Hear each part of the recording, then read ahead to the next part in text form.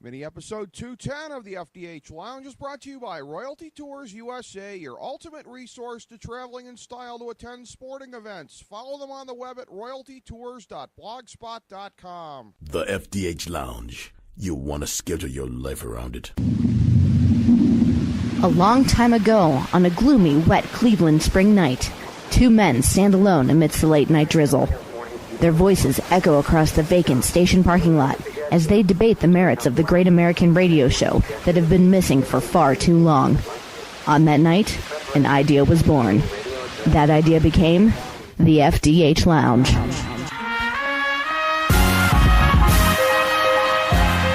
Welcome to the FDH Lounge. Okay, folks, welcome to FDH Lounge mini episode 210. Rick Morris, Kyle Ross breaking down NFL Week 10 for you here. We are a good chunk of the way through the season. We are coming off of some nice numbers last week. Yeah. Kyle, on your recommended plays, as we've said, you're just lighting it up for the season here. 4-1 last week, 23-13-1 for the season, 64%. You were killing it. On all the games last week, I had my first positive number in a while, 9-5. 3-0 on my big three last week, 1-0 on my lock. 63, 66, and 3, still underwater on all the plays for the season. 13, 13, and 1 on the big three. 6 and 3 on the lock plays for me here. 67% on the season. And if memory serves me correct, Ricky, I think we've only agreed all season long when it comes to your big three and my big, my number moves throughout the week of recommended picks. I think we've only agreed twice, and both times they were right. They were honestly, I went road favorite Ricky on them both times too. New Orleans beat Tampa Bay, I remember, and then last week we had another kind of close one with Baltimore over Cleveland. Both times we got off to good starts, as road favorites often do. You start patting yourself on the back, and then the home jog comes back. You get very uncomfortable. And then who knows what happens? It becomes a coin flip after that. I'll have to quote my best friend and valued FDH Lounge advisor, Jeff Mislanich, on that. He would refer to that as double shot power when you and I agree on these ones here. So. And I'll say this, we definitely got it right last week with the picks. It's a tough card this week, but some will say that I certainly got it right last night as well. By the way, I'm feeling like a winner not only on Sunday but on Tuesday as well. Thank you very much. There's a certain race in the Cleveland area we probably shouldn't linger on very much, but it left you feeling good. Yes, it's from Cuyahoga to Colorado. The voters got this one right, and on a day that I'm not feeling particularly well. Democracy is keeping me going. Thank you very much. Meanwhile, I am fighting through the morass of the pathetic spectacle of what our country has become. Not that I was a Romney supporter by any stretch of the imagination. Nice to see the 47% out there that don't pay taxes able to vote themselves some free goodies. So congratulations to everybody for their Obama phones. I do not support that whatsoever, that comment. I do not. If anyone listens to this 15 years from now, I am not even going to dignify that with a response. What a great day to be an American. I'm looking forward to the next inaugural ball. Rand Paul in 2017 taking the mic. Mr. We could use a man like Calvin Coolidge again. I can't wait till about 2015, early 2016, when it becomes readily apparent who the new loser that party trots out, because it's going to be somebody right along the lines of your boy R. Money there or whatever. Yeah, well, knowing the pathetic spectacle of the Republican primary process, it won't be anybody as great as Rand Paul, but I would look forward to that, and he could say he could furthermore finish that song by saying, "Oh no!" I shudder to think where we're going here. What was the line in there about the car? I just like to.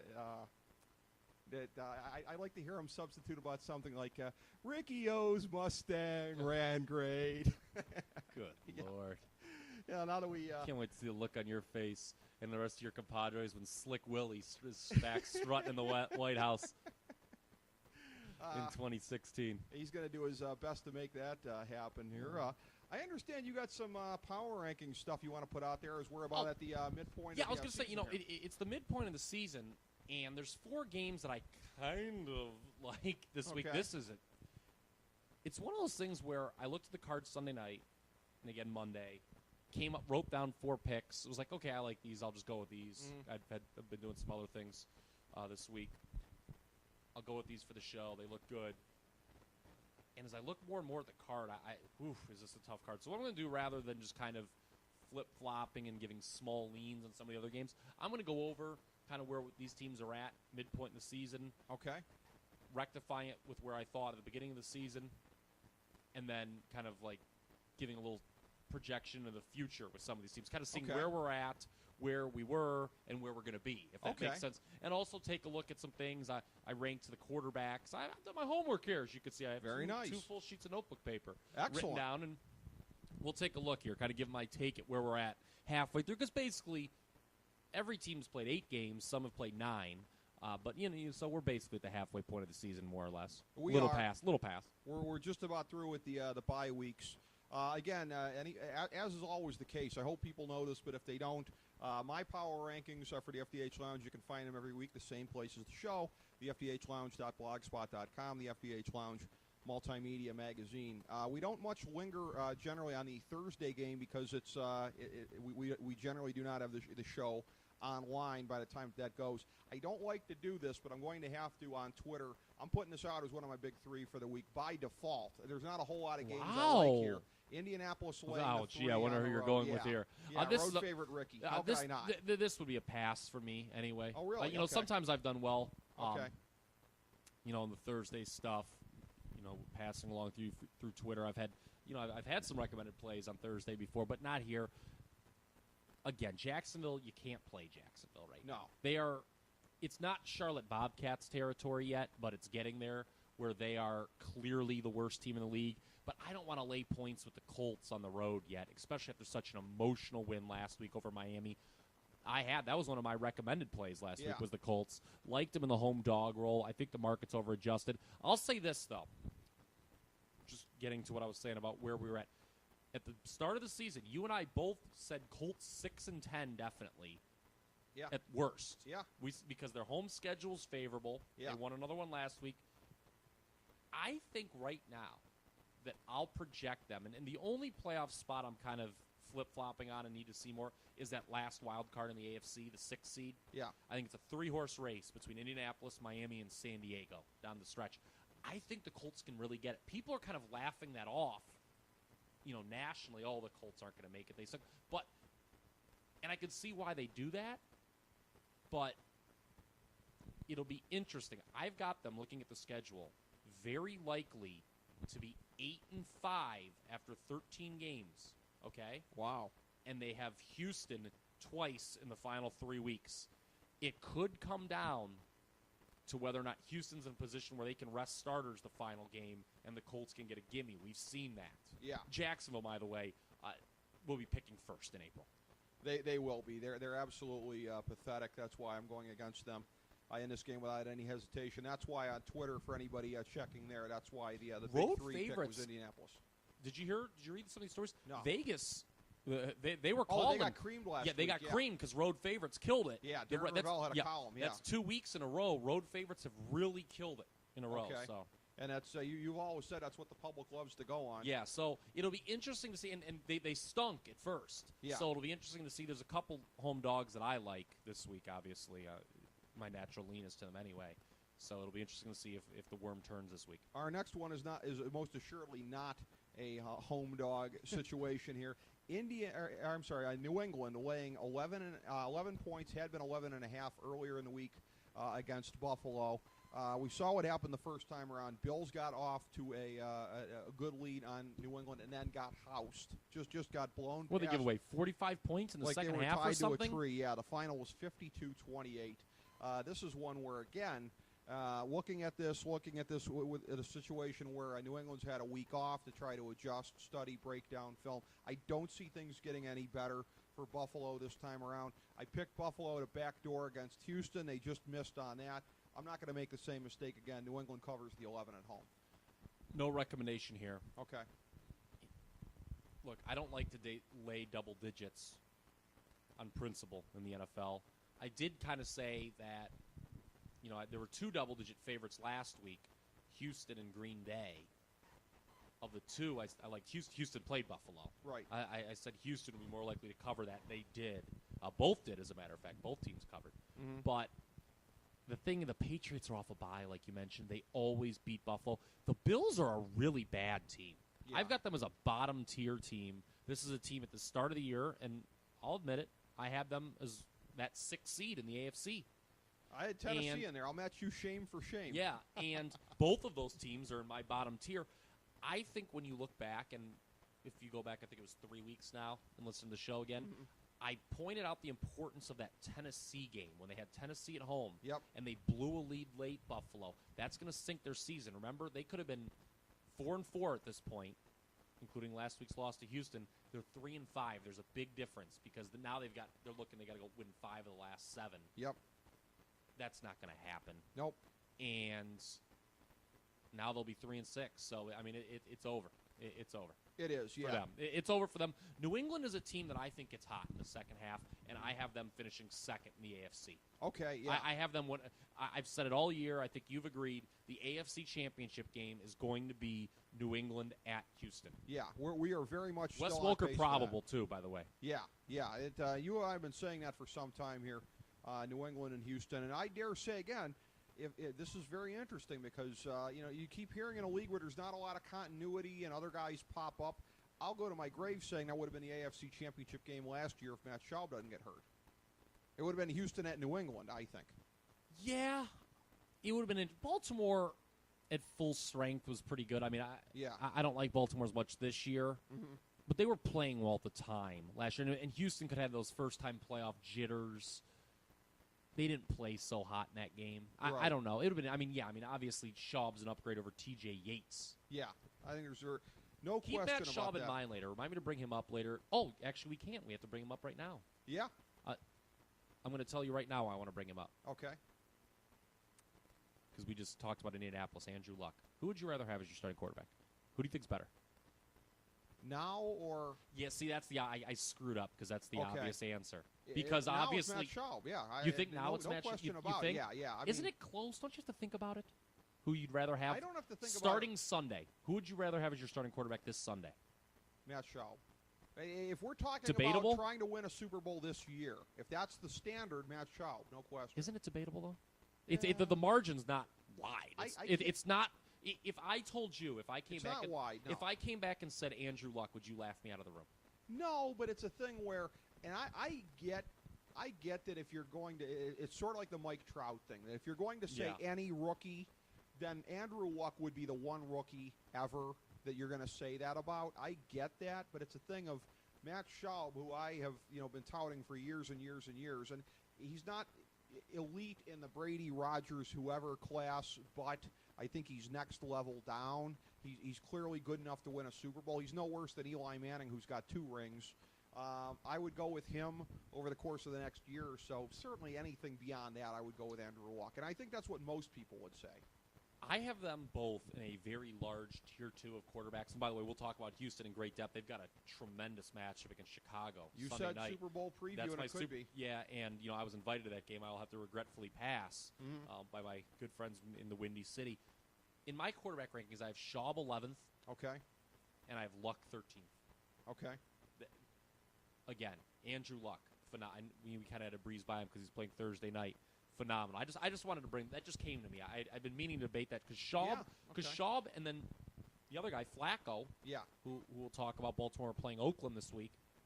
I think that Luck's already at that point where he's in that solid second tier of a guy. Okay, this is a guy you can build the franchise around. He's not an elite super. I only have 6 guys in my top tier. They're all Super Bowl winning. They're the 6 guys who have won Super Bowls. Okay. So.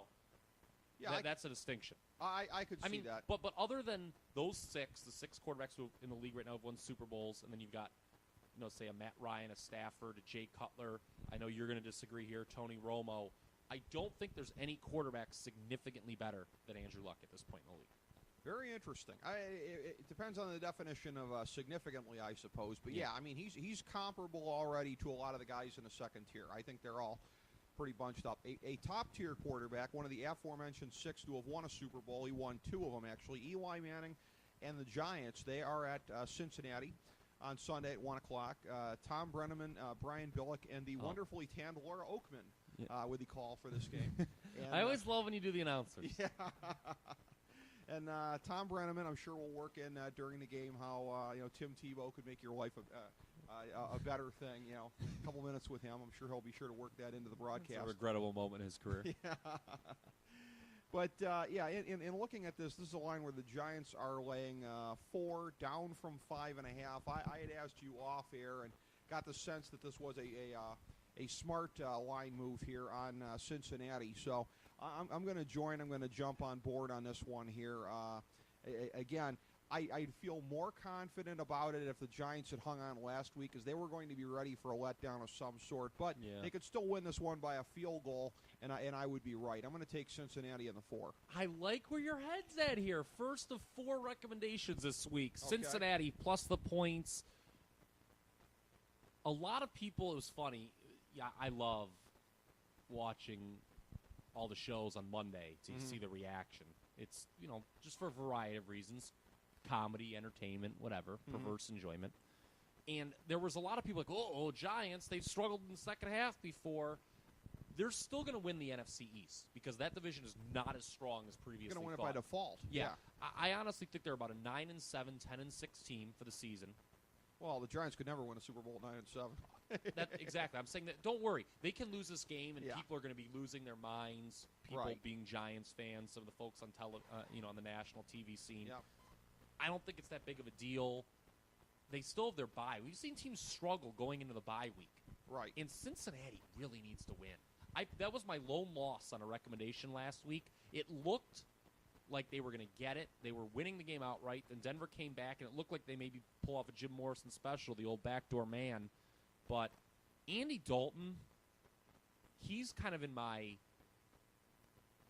tier of too young to tell quarterbacks. I don't know if he's not a top. He's kind of a fringe top 20 quarterback in this league. I think he's regressed this year, which I thought he would, and the team has. Cincinnati, probably a 6 or 7 win team when it's all said and done. But I think they get a win here. A win here. This will probably be their best win of the year. They're really shading backwards. This would be an impressive win. And like for you them said, if they're able to do it. we can still cash if they lose by a field goal, which is good. So I'm not calling necessarily for the outright win, but it wouldn't shock me. Yeah. To me, I think that's the likeliest outcome by far is that it shakes out like that. Another game with a nice line move here. San Diego is at Tampa Bay. On this one here, the Bucs had been laying a point, and it has moved to 3 that they're now laying to San Diego. Again, tried to decipher off air in terms of talking to you, in terms of the line movement here. Looks to be smart money going for San Diego, and I can get that because, again, and this is where I'm trying to get with this mentality a little bit more. On the surface, there's no reason not to like Tampa Bay. I mean, they're averaging, 36 points, I think, a game over their last 4 games. Doug Martin, having fantasy one of the great superstar days. now. All the fantasy people are all about him now, Yeah. and he had a remarkable game last week, no doubt about it. Yeah, but again, Josh Freeman is really making it work a lot with Jackson and Williams. Mike Williams very quietly on pace for a 1,000-yard season, and Josh Freeman, after some questions about him coming into this season, was he regressing? A 16-5 touchdown to interception ratio. There's a lot of reasons to like Tampa Bay in this one. Having said that, I'm on San Diego. I'm not a believer in them necessarily per se, but 2 teams both at 4-4, and the sad reality of it is the AFC is so inferior to the NFC. That 4-4 for the Chargers is way more of a legitimate in contention for a wild card at 4-4 than the Bucs still are in the NFC. Love where your head's at this week. I would give a slightly, not a recommendation to San Diego here just because of the line move. I think they're the better team. I have these teams kind of in the same middle tier. Looking at my power rankings, I've got San Diego 16th, Tampa Bay 19th. I figure that I'm on the low side with Tampa Bay, not only with you, I know I am with you, 14. but with just people in general. I just think the market's a little too high on Tampa right now to be favored in this game. San Diego, even if Tampa wins here, I don't see them making the playoffs. They're an improved team. Remember, they were 4-4 last year. The bottom dropped out. Right. They lost their last 8 games. I think they lost their last 10, to be honest. I think they were 4-2, and they lost 10 in a row. Yeah, that's what cost Cousin Raheem his job. Yeah, stop that. San Diego, if they win here, much better shot at the playoffs, like you mentioned in the weak AFC. Wouldn't be surprised. San Diego, it just seems to me, hey, let's play against the previous weeks. I've mentioned that before. Freeman has improved. San Diego, it's been interesting. They way overachieved 2 years ago when I said they'd be the most improved team in the league. Mm-hmm. Last year, predictably, they regressed. They're going to kind of be in the middle this year, I think, of those two seasons. But San Diego, in a game where the two teams are kind of even, I give a slight nod to San Diego, but not a recommendation. Okay. What's very interesting, too, quietly, Tampa Bay's run defense, 77.3 yards per game against. Yeah, Greg Schiano, we made fun of him early in the year. He's doing a pretty good job there. Tampa Bay is a team that is going to outperform my expectations. Right. One of the things, too, though, and this is going to hurt. In a division outside of Atlanta, where there's a couple disappointments, being Carolina and New Orleans. Oh, yeah. That division is one of the big disappointments in the league this year. But in looking at this, though, another thing that kind of catches my eye about Tampa Bay and about where they're headed, and I find this to be very interesting in looking at the numbers here. They've got a situation where defensively, again, like I said, 77.3 yards per game on the ground, 321.1 in the air. Manning, remember that a lot of that's still. I mean, you're only looking at half the season sample size, and Manning had that ridiculous game. What was it, week 2 or week 3? Right. You've got that happening defensively, but offensively, one of the things I've flagged through the course of the year, Carl Nix, guard that they signed away from New Orleans, and who I have held up that is one of the signature moments of the failure of New Orleans here. Good old selfish Drew Brees. I want mine. Gimme. Carl Nix ends up getting exiled to Tampa, and he'd really helped out in the run game. He now blows out. I think he blew out his knee. He's out for the season. Ooh. So that is going to adversely affect that offensive line. That's a tough loss. Yeah, so it's a different set of circumstances here. A little more defensible for us you to don't go on see San you Diego. don't see Tampa Bay as a playoff contender? Not as of now, okay, no. I mean, fringe contender, potentially. I could see them finishing second in the division, but under 5. I think every team other than Atlanta is finishing under 500 in that division. Atlanta's going to win that division by 7 games. They are. They could have that wrapped up by Thanksgiving. Yeah, they're gonna win that one going away. Next up for us here is a battle of two teams with very interesting quarterbacking situations. Don't know quite what it's going to be for Jake Locker yet this week with his injury status.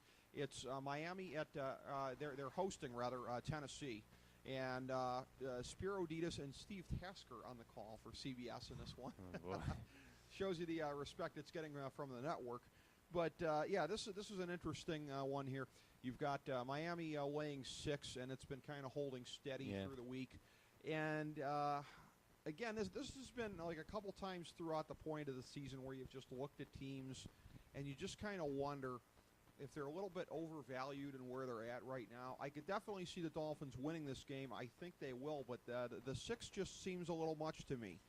It really seems like, again, now part of it is Miami's been pretty good against the run, and if Chris Johnson can get loose, then all bets are off, as a great man from Cleveland once said. But beyond that, I don't know. I see this as a game where Tennessee can hang close enough. I'll like their chances a little better if it's Hasselbeck rather than Locker.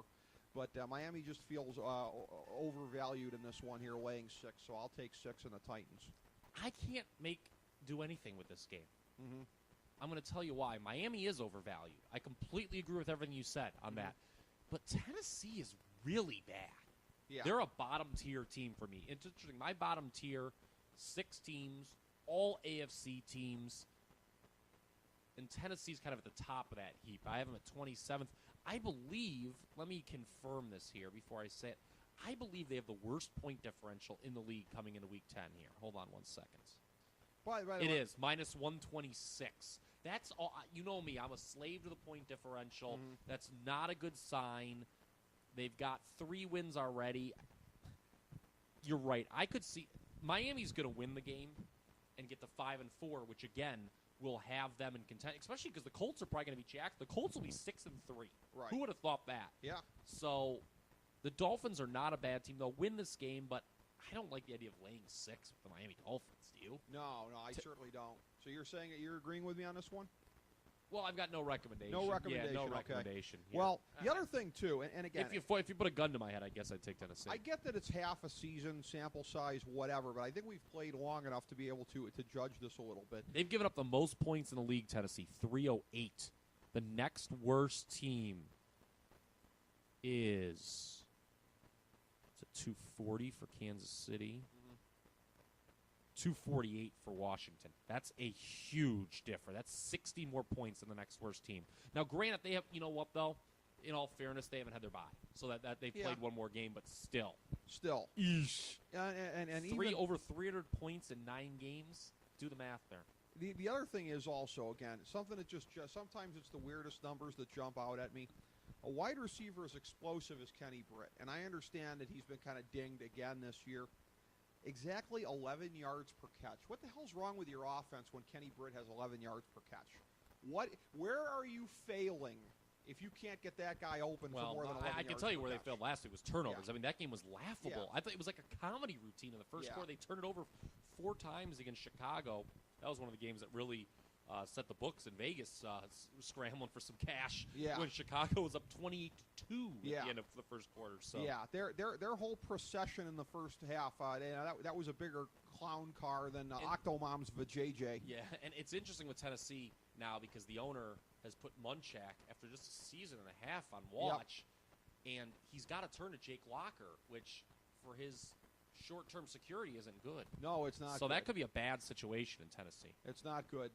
Apparently the posthumous revenge of Mike Heimerdinger, who was fired for having cancer by Mike Munchak. So what goes around comes around, we could say. Okay, well, there we go. You are a ruthless man. I certainly am. This next one here, a rematch of the 2000 AFC Championship game when Tony Siragusa deliberately broke the shoulder of Rich Gannon on a I cheap remember shot. that well. Yeah, to put Baltimore in the Super Bowl. We'll see if the Raiders remember this one. It's the 3-5 Raiders at the 6-2 Ravens. Greg Gumbel and Dan Deerdorf on the call for CBS. They're putting an undue amount of importance on an Oakland Raider game, putting the number 2 team on this one. Kyle Ross. Dan Deerdorf is unbearable. The Ravens are laying 7.5 in this one, up from 7. And I'm looking at this, and again, the hook makes me a little nervous, but there's no reason to like Oakland in this game here. Based on how they're playing, I don't think, particularly now, Darren McFadden, if he plays, he's going to be ineffective, and there's nobody else in that backfield that's worth a warm cup of spit. I think that Baltimore, defensively the rest of the year, they're going to be what they are. But offensively, I think they're sort of getting a second wind at this point. I think they're kind of rallying a little bit. I like Baltimore to cover the 7.5. I don't like Baltimore as much as you do. Okay. Excuse me. Battling a cold. Okay. But Heroically. I like them this week. Mm-hmm. This is one of my 4 recommendations to lay them. This is a rare recommendation by me where I'm willing to lay more than 7 points. Okay. The Baltimore's won 14 straight at home. Okay. We've talked about the strong home road dichotomy they have. It's arguably even stronger than, or as strong as Seattle in the NFC, is more well-known and pronounced.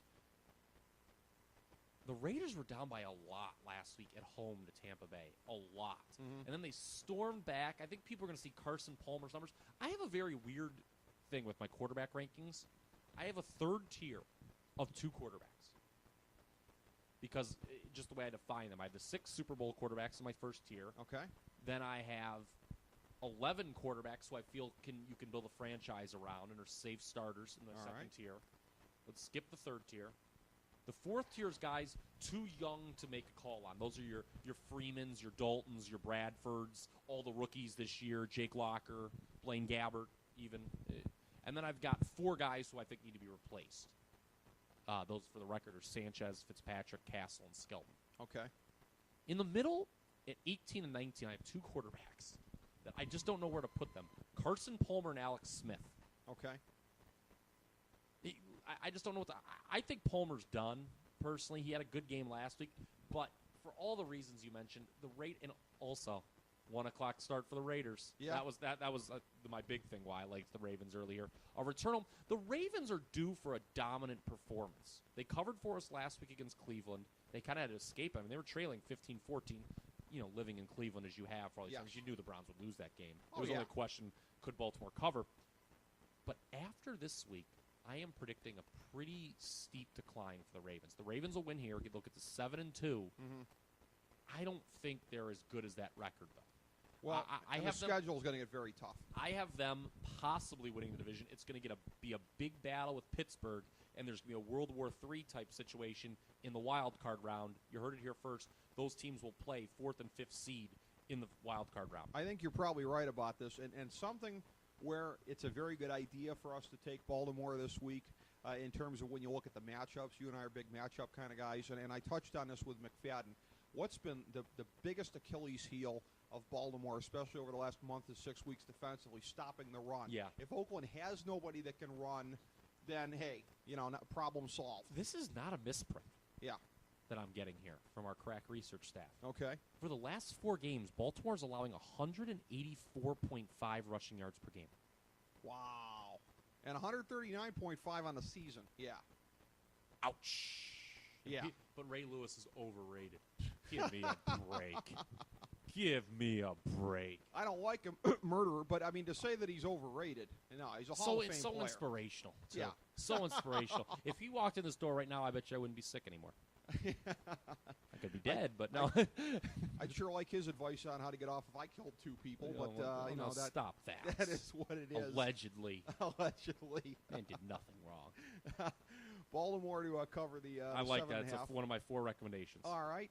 Next up here, you've got Atlanta at New Orleans. Another road favorite situation here. Atlanta is laying 2.5, up from 1 earlier in the week. And I'm shocked this isn't in your recommended picks. Hold on here. Hold the phone. Okay. I'm blindsided. Because since we're doing this in person and not on the phone, usually when we do it on the phone, you let me know ahead of time so I can go gather. I had this pegged for sure in your top 3. I'm already shocked. I was, honestly, again, and this has been the case with me a couple times, I was looking for a reason to go the other way on this one. So it's not a strong enough feel.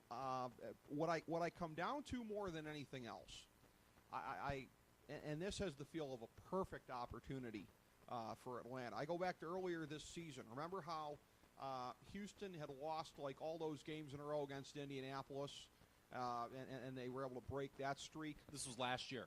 It was a couple years ago. Well, no, there was a streak earlier this year. I think they'd lost. I don't remember what it was, but they lost like a bunch of games to Indianapolis because Peyton Manning had always dominated them. They haven't played yet. Houston, Indianapolis this year. They haven't played this year. No, because they played. No. Okay, no. I know what I'm thinking of. When Houston played Denver. Okay. When Houston played Denver, Okay, Peyton Manning right. had beaten them all those times. Yes. That's what it was. Okay. Okay, yes. All right. Because they did snap their streak against Indianapolis last year because Manning wasn't there. That's right. Okay. So sometimes it's all about the right opportunity. What I feel the most strongly about in terms of this game than anything else is that the Saints have won 10 of the last 12 meetings against Atlanta. Sean Payton's really had their number. Yeah, Sean Payton is not coaching. And remember here right last now. year was the game where Mike Smith. Yeah. You could. And I usually advocate. Channeling Barry Switzer. Yeah, I've kind of come around. And now Pat Shermer. Yeah, I've kind of come to advocating going for it on 4th down, but it didn't work for Atlanta. Again, with the Falcons, typical, what have I called them? Critics band. Yeah. They make all the right moves on paper. Where's the success? I didn't mean to interrupt you. Go ahead. I want to pick against Atlanta, but I think the market still is just slow to come around because no one believes in them. Yeah. I don't think this is their first loss. I don't A couple either. weeks ago, I would have told you they're going to definitely lose either at home to Dallas. They escaped last week. I watched that game in full. They really impressed me. It wasn't the kind of, when I say impressed, it was impressive that I kind of thought they were going to lose, and they didn't. Now, they haven't changed my mind that this team is not winning the Super Bowl. I don't think they're getting there even. Right. But the Saints' defense is awful. Yeah. And if the Eagles don't turn the ball over 57 times in the red zone like they always do, the Saints probably lost again last week. Short week. Not a recommended play, but I'd give the slight lean to the Falcons. Indoors, I know New Orleans always has enjoyed that great home field advantage. Yeah. I think the Saints are underrated. I actually have them as the Saints as the 14th best team in the league. Wow. Which is probably higher than anyone. I don't have them rebounding that point. But here's the thing, though, and this is why I agree with you. It's a good revenge opportunity for Atlanta because they've taken it on the chin so much against New Orleans without Sean Payton even being there and having to deal with the specter of that. The so Saints I agree. coaching situation, did you see, Drew Brees was telling Joe Vitt what to do last week. Did you see that? Yeah. I was sort of like fading in and out. I was kind of tired, but I could. Did I dream that or did that happen? I think that actually happened. Okay, that happened. Yeah. Yeah. So short week.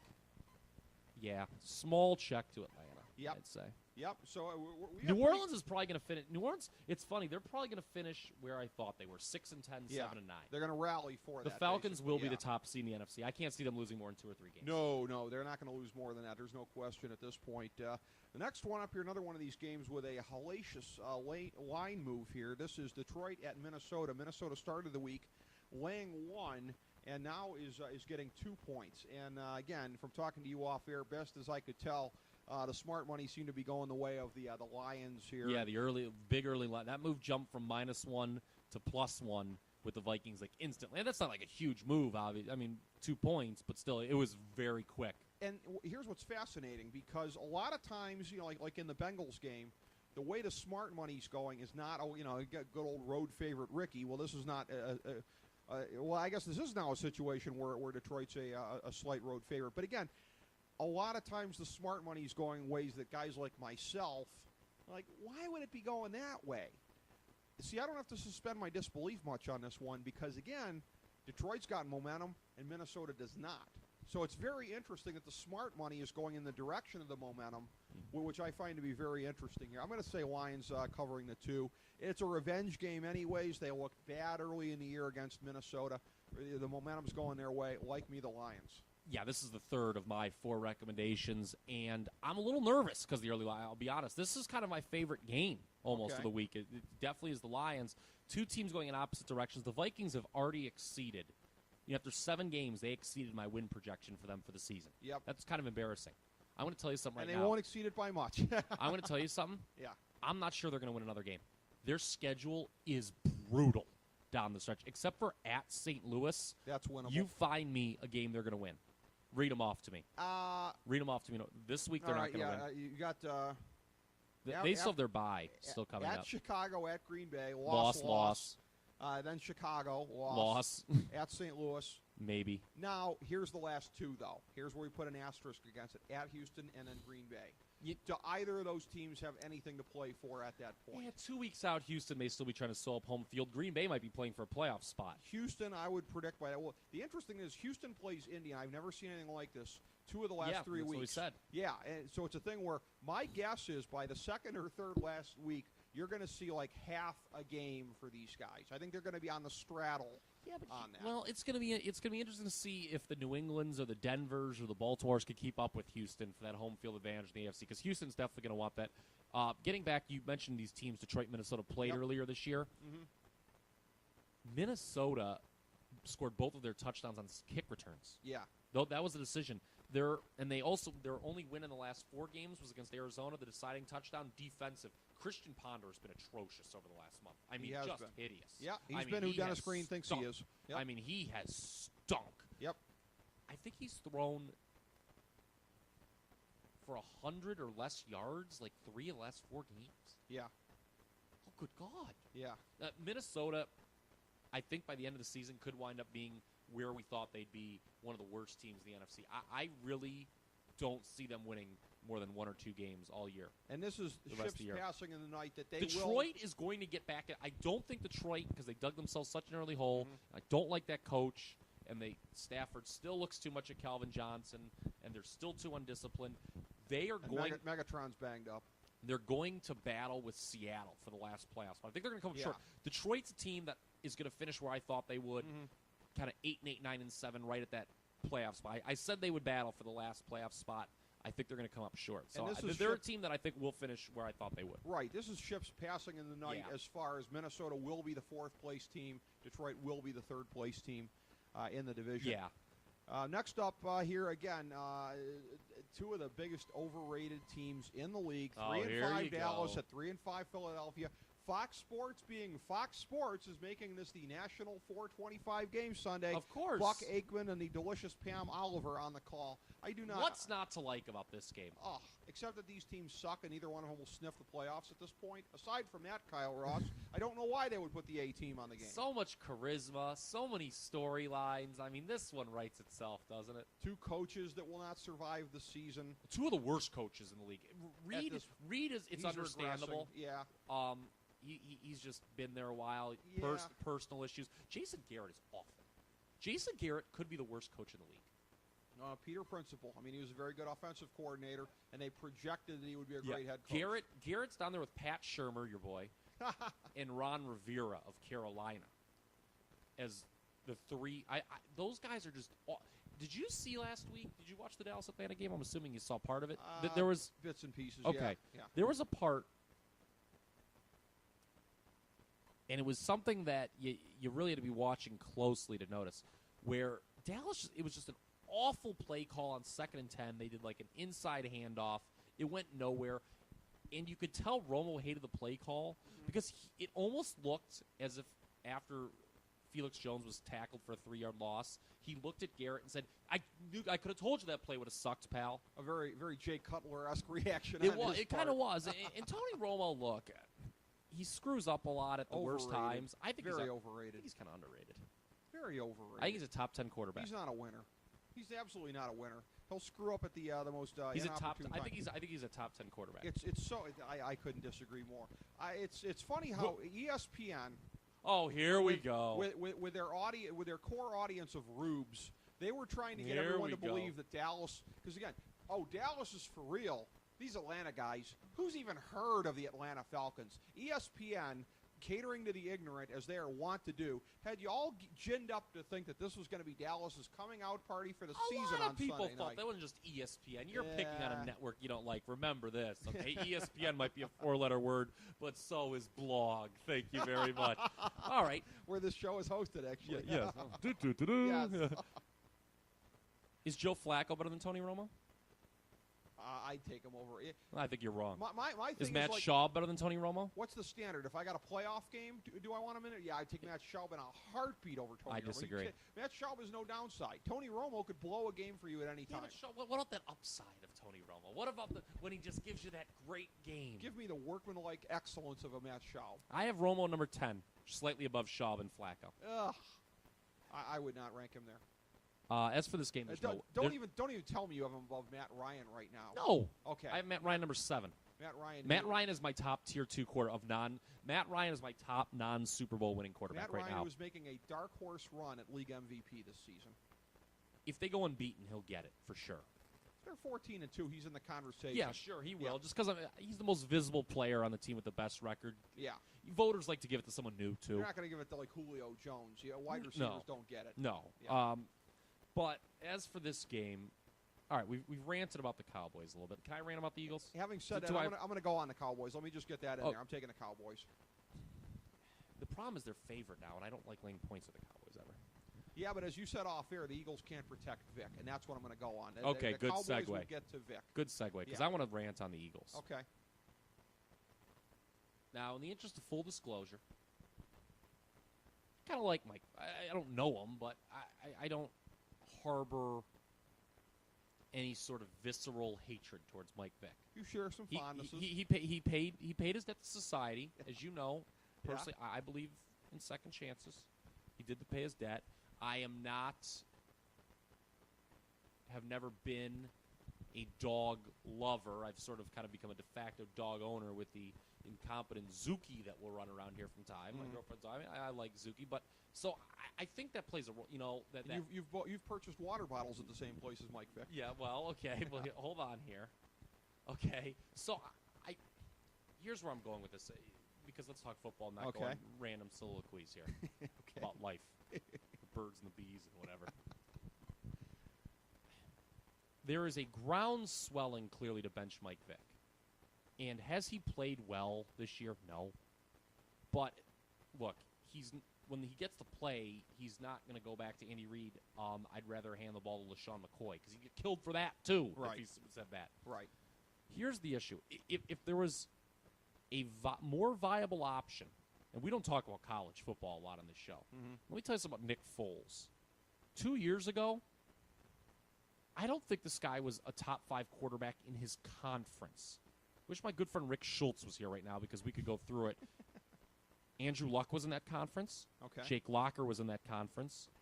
Matt Barkley, who's still in college, is better than Nick Foles. Yeah. He will be better in the pros. He'll be a starter. Ryan Katz, who has since transferred to San Diego State. He was the quarterback at Oregon State. Don't forget Brock Osweiler. Brock Osweiler. Whoever was the quarterback of Oregon at that time, I probably would have taken over. Yeah. And all Foles did last year. Joey Harrington. No, it wasn't Joey Harrington. I know. All Nick Foles did last year was get his coach fired, by the way. Right. So people, look, he's got those. I'm not saying Nick Foles is awful. He'll be the worst ever, that he can't come in and maybe win you a game or something like that. He's got good measurables. Long term, behind that offensive line, though, he isn't going to do anything. If you think that the Eagles, with all this talent, by putting Nick Foles in there will all of a sudden become a playoff team, man, you're fooling yourself. I agree with that. That being said, regardless who plays quarterback the rest of the year, Vic or Foles, I am very worried about the Philadelphia Eagles. I can't bet them. They're toxic. This could get really ugly.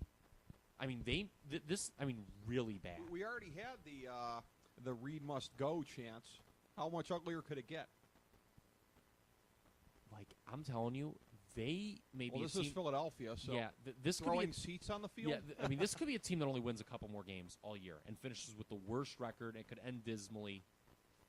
I just want to make it clear that Nick Foles, he's a statue. The Philadelphia's offensive line is terrible. That is not going to – I'm not saying you shouldn't do it. I'm just saying if you do, the record's not going to be good. The Eagles are a team who, along with Kansas City and Carolina, are my biggest disappointments this year. They are. And Philadelphia, given that I thought they were a team unlike those other two that could maybe win a playoff game coming into the year, and then last year the debacle, it's over for Andy Reid. It's probably over in Philadelphia for Mike Vick. Yeah. I think he'll land on his feet and get another starting gig elsewhere, don't you? A team desperate for a quarterback. Here's the thing. And get a $100 million contract No, he from won't. a third sucker team? No, he won't. But there's 3 or 4 teams that need to make the switch at quarterback. This is not a great quarterback draft. One of the teams, either Kansas City is probably the most likely landing place for Matt Barkley, I think, because they'll be picking high in the draft. And then I think Matt Flynn's going to get traded somewhere. Yeah. But I see Vic. I don't know if it's maybe like a Buffalo or something like that. I could see him starting somewhere else next year. This is just going to be an ugly finish for Philadelphia. I just can't lay points with Dallas. You know what? And a good way to bring it. Philadelphia is a strictly go-against team. You either go against them or you can't bet them anymore. I mean, all right, so that was awful. So you're taking Dallas also? No, pass. A pass. All right. To bring it full circle on the Eagles here, this is, again, to cite one of my favorite shows on TV, this is going to be a game that could get so ugly it could inspire an episode of It's Always Sunny in Philadelphia. I would look forward to seeing what they would do with an ugly game like this. I mean, who knows? Can you imagine what the deciding play in this game is going to be? It's going to be like, Tony Romo is going to throw the ball. It's going to bounce off Des Bryant's head, off Nnamdi Asamoah's hands. Jerry Jones will be screaming on the sidelines the whole time at Jason Garrett. And Jason Witten will be laying on the ground. It'll somehow fall on him in the end zone. I mean, it's going to be something so preposterous that decides this game. That's why I can't recommend betting. It's going to be some horrible turnover, whatever. Do you know what's clearly? I bet you is going to happen here. What? The team that plays best will lose. Yeah, probably will. And the Eagles, it's one of these things where, again, to go back to my Sonny analogy here, I would look forward to seeing Danny DeVito as Frank Reynolds leading a riot from the upper deck, chucking whiskey bottles on the field. That's the kind of thing I'm hoping to see Sunday. Should Andy Reid take next year off? He probably should. If I were him, I wouldn't jump back into. But then again, I mean, there's going to be some openings, and there's going to be some good quarterbacks he can work. No way. People think that. What that? So because he pushed Joe Banner. I was going to say that's the one spot he can land because he pushed Joe Banner out in Philadelphia.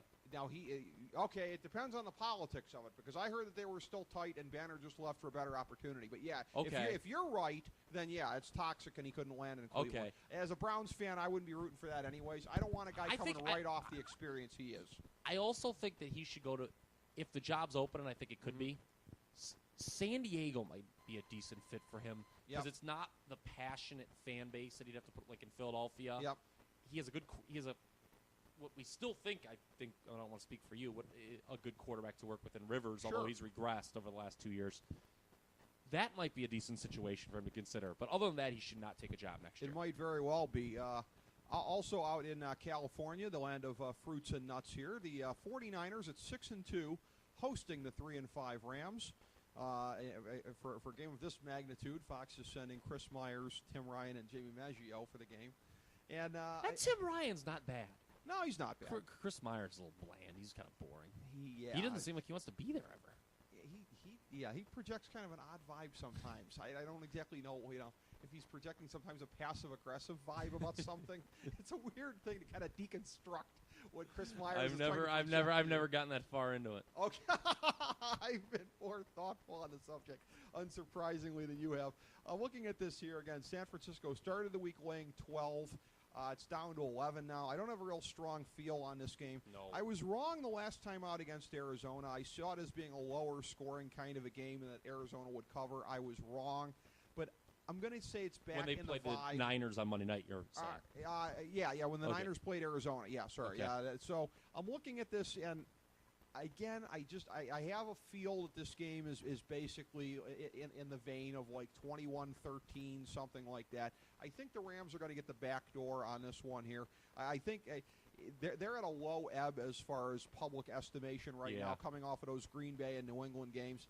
I don't think San Francisco has the kind of offense, even at home, even off of a bye week. Both teams off the bye week here, yeah. Both Rams off the bye week. It was a good chance for the Rams to be off the bye week because they were coming back from London. Yeah, as were the Patriots. So I'm sure the league did the bye. And the Rams needed it, but again, I don't think the Rams can win this game. But at 11, I think the back door is open. I say take St. Louis and the points. See, it's funny because look, I'm not laying double digits, but do you know why the Niners are in such good position in this division? All of the NFC West teams are built the same, and they're just better. Really? Okay. They're all strong defensive teams with subpar to average at best quarterback play. Yeah? Wow. Run the ball heavy. So they're set up right now.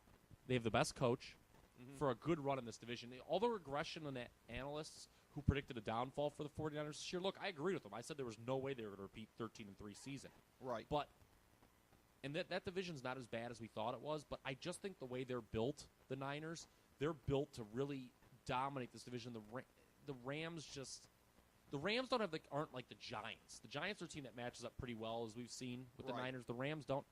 It's a pass for me. It's going to be right around the number. It's going to be right around a 10-2 touchdown win for the Niners. No way do I want to get involved in this game. Also, it's interesting. Both double-digit favorites this week involved in games where both teams coming off a bye.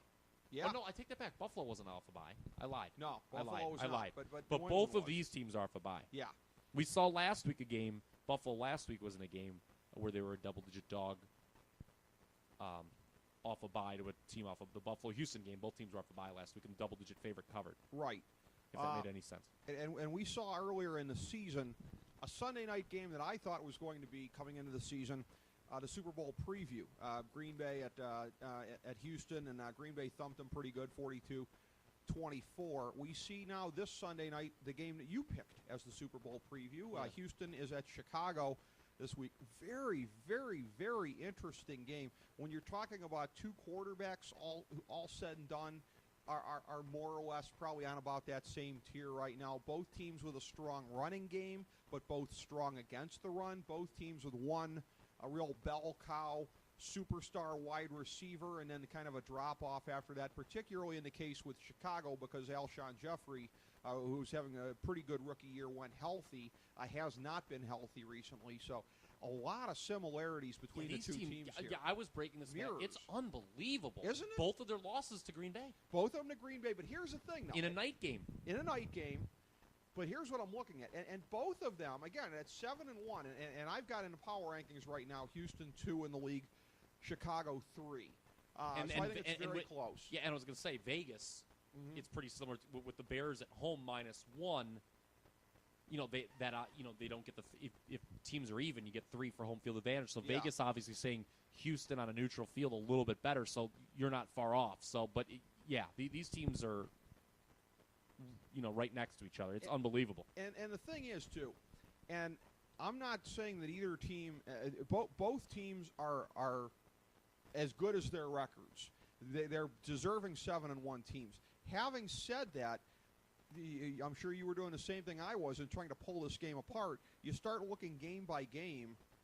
Outside of the Green Bay games, the only other big game that I really saw for either team thus far was what Houston did to Baltimore with a 43-13 win. So Houston is 1-1 in the big games this year. The Bears are 0-1 in a game where, again, so much is even between them. That's all I need to go on Houston. I think, again, if Houston would be the favored team on the neutral field, I don't think it's going to be enough of an advantage Sunday night being at Soldier Field. I think it could be an absolute classic game. Again, very well could be a Super Bowl preview. By the narrowest of margins, I like Houston and the 1 point. They've been getting one pretty solidly through the week. I like them in the point. Pick this game to be the Super Bowl before the year. Mm-hmm. Houston is going to finish with the best record in the AFC, almost certainly. I think the Bears will, along with Atlanta, will get one of the 2 byes in the NFC. I believe they will win the NFC North. Interesting that I think they can win the NFC North and lose both games to Green Bay. Yeah.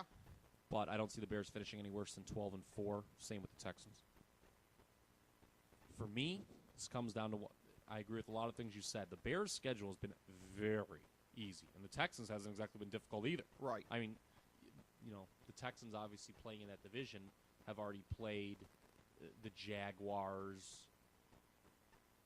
They beat them pretty handily. Tennessee. They played the Titans, right? Part of it's when you play teams. They played Miami week 1 and Denver early on when they were still kind That's of feeling true. their They way. beat Denver too. I'm Here's not the including Denver as a big win because of when they played them.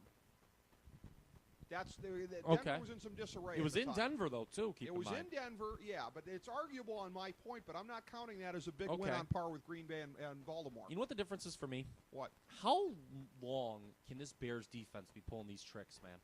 Yeah, it's true.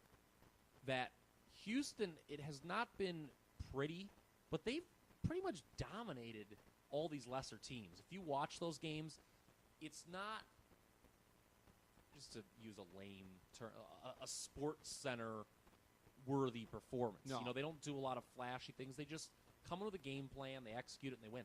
And they win usually pretty handily. They have not had, none of their wins have been close calls, really. Right. Even the Denver game, which I think was like a 31-25 final, if memory serves me correct. They were Right. up by 20 in that game, and they went on a drive to keep Peyton Manning off the field. So, a slight lean here to Houston. If the Bears' defense stops scoring at this ridiculous rate, they could be in trouble in the playoffs. Well, I'm still confident that Houston is winning the AFC. Believe it or not, even though the Bears have maybe even outperformed where I thought they'd be through 8 games, I'm not as... And granted, they're in a harder conference, too. I just think Houston's slightly better. And while the line is negligible, obviously, if you're picking Houston, you're going to say they're going to win the game. Because it can't be... I guess it could be a tie. This just in Donovan McNabb. There are ties in the NFL. But I just think that Houston doesn't make the mistakes that Chicago's defense feasts off of so much. Chicago, not only, it's interesting to see, it shouldn't maybe be a surprise they have so many defensive touches. They faced a lot of turnover-prone teams. Jacksonville. That Tennessee game was like, it was a comedy routine in the first quarter last week. Well, you talk about opportunism. This is another thing here. And Houston, +7 in turnovers this year. I just remembered now, and I'm so glad I didn't forget to bring this up, with you here on the air. I was looking at this, and it really jumped out at me. This is really striking. As far as net yards, Chicago, as a 7-1 team, is only +50 yards on the season. What they've gained, what they've given up. Ooh. Chicago is +680. Or I'm sorry, Houston is +685. Houston is 635. No, seriously, if I'm reading this right from this week's USA Today Sports Weekly, Chicago 2595 total net yards, 2545 surrendered, and versus Houston is 2974 net yards, 2289 surrendered. Plus 685 to plus 50. I got to go Houston. I almost kind of want to make this a recommended play. I'm not going to, though. Yeah, I'm almost second-guessing myself that I hope I said that on the microphone. I was like kind of thinking out loud there. That was not good radio at all. The Bears' offensive line is still not good. Yeah. Also, another thing to keep in mind, Yeah. they've given up 14 sacks the last 3 weeks. Mr. J.J. Watt Yes. leads the league in sacks, 10.5. Feed him more. Yes. Very good. Thank you. The Bears have beaten one team with a winning record, Yeah. by the way. It was the Colts, week 1, when Andrew Luck was making his first ever start. Yeah.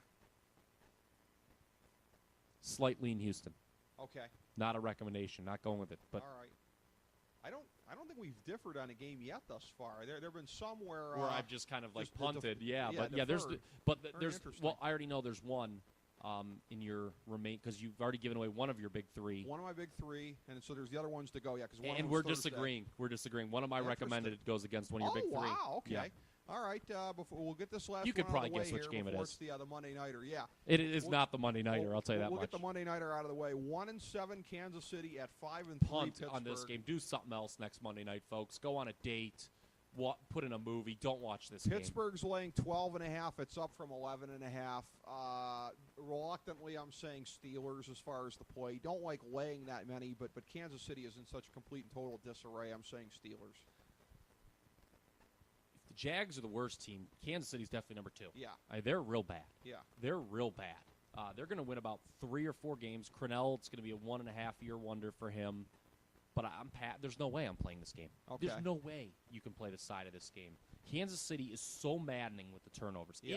It is. Can you imagine if they played Chicago? Ooh. Can you imagine if they played Chicago? Chicago might score 6 defensive touchdowns in the game. That would be double bagger fugly if they were to play them. Ugh. But Pittsburgh's kind of in a letdown mode off the win over the Giants, no? And I think they've got Baltimore on deck, don't they? Can you check that for me? I think they've got Baltimore on deck. Yes, they do. And that's a night game, too. Yeah. So we've seen Pittsburgh phone it in. Granted, it's at home. Didn't these teams play on Monday night like last year or something, and it was just an awful, hideous game? I can look that up real quick. Okay. Say something funny real quick, and I'll look it up. It'll only All take me right. a second Well, here. It serves me correct that I've watched a horrible Monday night game between these teams before. This I could have isn't funny, sworn. but it's highly insightful. Antonio Brown being dinged up. You wonder what kind of trickle-down effect that may have on the Pittsburgh offense. I'm undermining my point here for taking the Steelers. Okay, there was a last year. This was, last year, November 27th. I don't know if that was a Monday night or not. I think it was. The Steelers beat Kansas City 13-9 as an 11-point favorite. Okay. Kansas City seems worse this year, so it's going to be like I could see it being 17-9. Yeah. Probably an under. Probably the under might be if you're desperate for Monday night. You have a bad Sunday. You're a real degenerate like me. You may want to look at the under. 42 seems high. 42. 42. Are they planning on 3 defensive touchdowns in this game? How do you get 42? That's How have the Chiefs gone over in 3 straight games, by the way? Oh, because they've given up 38, 26, and 31 points. That's why. Yeah, because they. I don't think there's. Is there a soul in the universe that is going to be playing the combo of Kansas City and the over? There couldn't possibly be, right? Maybe do a little teaser on it. Maybe you could tease them up to what? About plus what's the final line we got here that we're showing? Final line is 12.5. So if you got it down to 6.5. do a 2-team 6 point. No, do a 2-team. Oh, to tease 18.5. So good. 18.5 and over 36. I might take that. Oh, even that. Because basically you're saying then you're going to win as long as they don't lose like 30-0. Yeah. You're basically betting, okay, they won't lose like 27 or 30-0. And yet it very well could happen. So what an awful game. I know you want to make fun of ESPN because they have this game. It's horrible. The NFL Network has Indianapolis-Jacksonville, so be objective. Yeah, well, no, I'm just kind of. Kansas City was supposed to win the division this year. Remember that? Yeah. I said that. I wasn't the only one. Doing a little happy dance here that ESPN has settled with that game. Good for them. So, on my big. How many guys in this game are just a football player? We're going to hear that a lot on Monday. For my big three, I already covered that putting up on Twitter this week because it will be before the broadcast goes up. Indianapolis on Thursday night, one of the plays that leaves us two more. Next one up here is 3-5 Jets at 5-4. Seattle Seahawks are laying 6.5 in this one, up from 5.5. I don't feel good on this one at all. This is one where, again, I could see getting... That's one of your big three. It's one of my big three, yeah. It just shows you that, it's like, what am I going to use for my three? Then again, some of the weeks where I felt the worst about it, like week 2 was my legendary week where I just killed on it. So my gut feeling on what is a strong play or not is generally not to be trusted. It's just whatever I go with in the end should be trusted. Looking at this again, but I have such little confidence in the Jet offense here. Jets are bad. They are horrible. And in defense of Sanchez, who everybody wants to pile on, he has no weapons in the passing game right now. It's not his fault. There's no talent on that team. There's not. That's why I just think they should go to Tebow, because Tebow's style is just more conducive, as we saw with Denver last year. Chaos theory. Just to pull some stuff out of your arse. You know chaos what I'm saying? Theory, yeah. That's what they've been reduced to. And I think Rex Ryan doesn't want to believe that that's what his season's been reduced to, but it has. Bold prediction. What? Both Rex Ryan and Tim Tebow will not be back with the Jets next year. One will go, because I think Ryan's the one who doesn't want to play him. Yeah, well, that very well could be. Because I think if Ryan stays, they'll trade Tebow. If they really want to keep Tebow, they'll fire Ryan. I think Ryan sees it as waving the white flag, which a lot of people would. Under the circumstances, again, and I'm very, very wary, because, again, Seattle has burned me so many times this season when I've gone on them or when I've gone against. And I understand the whole thing about playing off of the previous week and what they did to Minnesota, but again, I'm just looking at the up arrow and the down arrow Loved in them this last one. week. I was all over him last week. Yeah. I picked him. I don't think that was one of my big plays last week. It was not. I know it was one of yours. I don't feel good about it, but yeah, I'm saying Seattle laid a 6.5, and that's one of my big three, even though I don't feel real good about it. The Jets are off a bye is the only thing that scares me here. Yeah. Do they pull something out? Seattle, it's so crazy. And I think Seattle's going to get the last wild card spot in the NFC. I do San too. Francisco in the wild card round. Divisional matchup. Harbaugh coach him up Pete round 3. Mm-hmm. I'm just leery that number's getting a little high. Seattle's good, and they're almost borderline great at home, but I don't know about when they start laying this many points. I mean, look, I've always said the general rule is you play Seattle at home, play against them on the road. Yeah. That's simple. I got to stay away here because I'm with you. I think Seattle is really good. I think they're a top 10 team. Okay. And I think the Jets really stink. But I'm punting on this game because I'm just nervous. Jets coming out of a bye. They had that horrible showing. Remember, I was all over Miami in their last game when they housed the Jets 30-9 at MetLife. If the Jets have any pride, they'll come out and do something here. But I'll tell you what. Talking about matchups, we're matchup people. Jets passing game versus Seattle secondary. Yeah. That's the main reason probably that I'm on Seattle. Over under 50 passing yards in this game for the Jets. Yeah. I mean, how are they going to complete anything on that secondary? That's the biggest reason that I'm on the Seahawks this week. That's it for me. Over under number of rear end slaps Coach 'em up Pete gives to Rex Ryan after the game. 2.5. Okay, there we go. Okay. Yeah. In quick succession. Okay, there we go, yeah. Last one. And we're disagreeing here. Yeah, my 1,000-star gold plated the lock of the millennium for NFL Week 10. I assume we're disagreeing here at least. Well, we probably are. Good old road favorite Ricky is at work your here. Your number one pick is always a road favorite. Yeah, the Broncos are at. I'm sorry, they're hosting. No, they're at Carolina. They're at Carolina. Get the toilet paper out of your They're mouth. laying 4. It's been a long day. They're laying 4. It's down from 4.5 earlier. Again, if you I'm hate gonna, Carolina, if I'm going to bust on net, yeah, exactly. And if I'm going to bust on networks for the showbiz stuff, what the hell is the number one team of Nance and Sims doing here? But it's Peyton Manning and Cam Newton. Also, such a great storyline there. CBS going all showbiz on us, just like the other networks. Well, what game should they be at? Shame on you, what Tiffany game should Network. they be at? What game should they be at? What game should they be at here? They should be at. That's a good question. Yeah. It's a fair question, Yeah, but I know it is. I'm fair and balanced here. as much as I ragged on Baltimore, Oakland before, that's a little more newsworthy than this. Boy, it's a horrible It slate. is? Yeah. There's no good AFC games. Remember, CBS can only have AFC games. Yeah. And there's not a good card. I'm not surprised. What about New England Buffalo? Because then you'd be just complaining that they follow New England every week. Heads you win, tails I lose, or the reverse All right, here's of the thing. that, or whatever. Look, I know where you're going. You know where I'm going. I'm going Carolina. I think they're underrated still. I think Denver can cover the number. They're going to be my play. Here's the thing. Denver a little overrated right now. Mm-hmm. Carolina's still a little underrated. That's the way I'm looking at it. Home dog. I used Carolina last week against Washington. Loved every minute of Cam Newton beating RG3. And again, I've said this before on a previous show. Everyone's like, "Oh, can Denver win the AFC? Is Denver the best team?" They've already played New England and Houston, and they were down by 20 points in both those games. I see Denver getting the third seed, and you talk about showbiz. You talk about Nance and Sims. How about Denver, Indianapolis in the wild card round? By God, King, what will Andrew Luck and Peyton Manning do at midfield? Will Luck pile drive him on the 50-yard line? Somebody just shoot me now. As how sports good would that be? How good would that be? Why wouldn't you want that? Why I like my sports pure and unencumbered by showbiz storylines. Thank you very much. So 2 good quarterbacks is no good for you. Two good quarterbacks as long as nobody's talking about it.